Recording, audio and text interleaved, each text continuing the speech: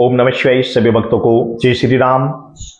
जब आप अत्यधिक जाप करते हैं, आप किसी भी देवता का, चाहे किसी भी देवता का जाप कर रहे हैं, जब आपका जाप बढ़ने लगता है, आपका नाम सुमिरन बढ़ने लगता है, तो ऐसी स्थिति में शरीर में कुछ चेंजेस होते हैं।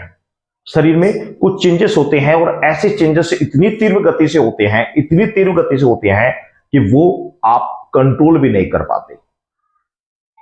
क्योंकि जब आप जाप करेंगे तो 100% है, कुछ ना कुछ चेंजेस तो होंगे ही। तो आज का टॉपिक इसी पे है। कुछ साधकों ने कमेंट्स किया था कि गुरुजी हम जाप करते हैं, हमारे जाप करने के साथ साथ में ऐसी ऐसी समस्याएं हमारे सामने आ रही हैं, तो वो समस्याएं क्या क्या होती हैं और क्यों आती हैं, इसी विषय में आज मैं आपको बता रहा हूं। तो ध्यान से आप समझ लेना। हो सकता है कि आपके साथ ही घटित हो रहे हो और आप इस समस्या से जूझ रहे हो लेकिन किसी को बता नहीं रहे हो। आप इन समस्या से जूझ रहे हो लेकिन किसी को बता नहीं रहे हो। तो आज मैं उसी समस्या को लेकर आपके सामने पूरी वीडियो विस्तार के साथ मैं आपको बता रहा हूं। वो होता है, पहला होता है ये कि जब आप ऐसी स्थिति में, जब आपका जाप बढ़ने लगता है, तो ऐसे साधक की नींद कम होने लग जाती है। उसको नींद कम आती है, या तो कि नींद कम आएगी या फिर अत्यधिक आएगी। तो ऐसी स्थिति में कुछ चीजों का ध्यान रखना चाहिए। जो साधक जाप को बढ़ा रहे हैं, जाप बढ़ा रहे हैं, ईश्वर को प्राप्त करने के लिए अपने जाप को निरंतर बढ़ा रहे हैं, तो उनको भोजन कम कर देना चाहिए। भोजन कम कर देना चाहिए। बिल्कुल 100% सत्य बता रहा हूं कि भोजन धीरे धीरे धीरे धीरे धीरे कम करते रहना चाहिए। क्योंकि भोजन आप अत्यधिक करेंगे तो आपको आलस्य आएगा, नींद ज्यादा आएगी। लेकिन अगर आप भोजन कम करेंगे तो जिसका जाप ज्यादा बढ़ता है उसको नींद ऑटोमेटिकली कम आनी प्रारंभ हो जाती है और फिर आलस्य नहीं आता, जाप में मन लगता है।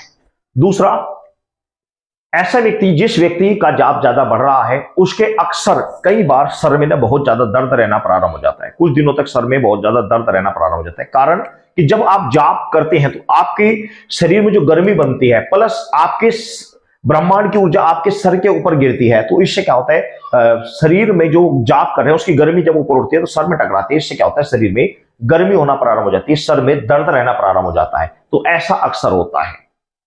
और तीसरा होता है कि बहुत सारे साधकों के पेट में भी दर्द रहता है। कई बार कुछ साधकों के पेट में दर्द रहना प्रारंभ हो जाता है।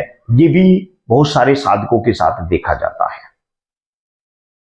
और जब आप जाप करते हैं तो कई बार क्या होता है, बहुत सारे साधकों की ये भी एक समस्या रही, मैं उसी के आधार पर आपको बता दे रहा हूं कि बहुत सारे साधक क्या कहते हैं कि जी हमें गुरुजी हम पूरा दिन हम लेटे रहते हैं, हम पूरा दिन हम लेटे रहते हैं, मन नहीं करता कुछ काम करने का, शरीर भारी रहता है।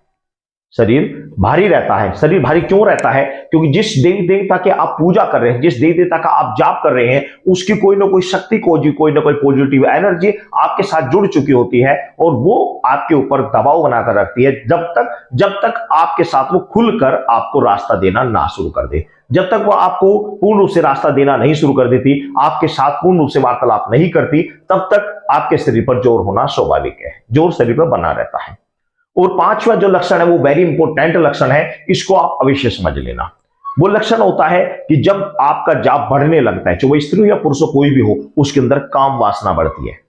काम वासना बढ़ती है, अत्यधिक काम वासना बढ़ती है, बहुत ज्यादा काम वासना बढ़ती है। और जब काम वासना बढ़ती है तो इतनी ज्यादा बढ़ती है कि आदमी कहीं ना कहीं अपने ब्रह्मचार्य को खंडित करना प्रारंभ कर देता है।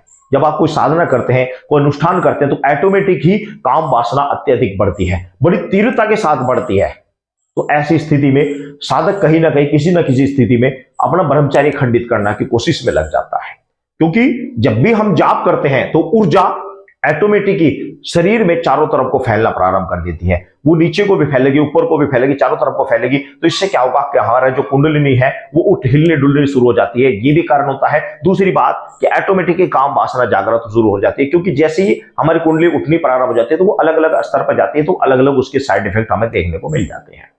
तो काम वासना जागृत होती ही, ये बिल्कुल सत्य बात है। काम वासना बहुत ज्यादा बढ़ जाती है, तो ऐसी स्थिति में आपको पूर्ण रूप से अपने ऊपर कंट्रोल रखना चाहिए। एक चीज मैं आपको वेरी इंपॉर्टेंट चीज बता दे रहा हूं कि बहुत सारे साधकों के लिए, क्योंकि आज मैं चीज भी प्रैक्टिकल करके बता रहा हूं और अभी आप भी करके देखना, आपको अभी रिजल्ट मिल जाएगा। यदि आपका मन काम वासना के प्रति जागृत हो रहा है, बहुत ज्यादा काम वासना के प्रति आकर्षित हो रहा है, चाहे आप जाप कर रहे हो या कहीं पर बैठे हो, आपका मन कर रहा है कि काम वासना में परेशान हो रहा है काम वासना के लिए, तो आपको एक काम करना है। अभी करके देखे, जिस तरह मैं बता रहा हूं, अभी करके देखे, अभी रिजल्ट मिलेगा। आपको काम वासना से मुक्ति तुरंत मिलेगी, बाद में नहीं, तुरंत 100%, अभी 1 मिनट में मिलेगी। कैसे कि आपको अपने शरीर का पूरा सांस बाहर निकाल देना है, पूरा अंतड़ियों तक बिल्कुल निकाल देना, जैसे कि